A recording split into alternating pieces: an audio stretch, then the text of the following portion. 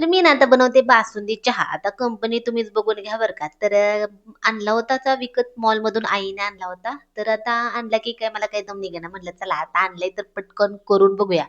आणि तसं खरं सांगायचं झालं ना तर बासुंदी चहा काय मी काय बाहेर कधी पिले नाही बरं का. म्हणजे मी अजून टेस्ट पण केली नाही. त्यामुळे बासुंदी चहा लागतोय तरी कसा हे काय मला काय माहिती नाही. पण बासुंदी मात्र खाल्ली. त्यामुळे जवळपास टेस्ट सारखेच असणार. त्यामुळं चहापत्ती तर आपली नॉर्मल चहापत्ती असते ना तर तशीच होती. त्याच्यामध्ये केशर वगैरे आहे असं लिहिलं होतं.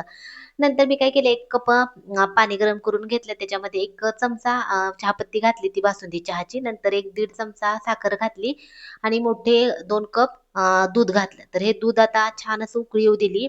म्हणलं आता जितका घट्ट असेल तेवढी छान लागेल चहा. म्हणून मग आता मी चांगलं जवळपास 2 कप दूध आणि नंतर 1 कप पाणी असं 3 कप झालं होतं. तर त्याचं मी अर्धा-अर्धा कप आपलं असे 2 कप चहा झालाय.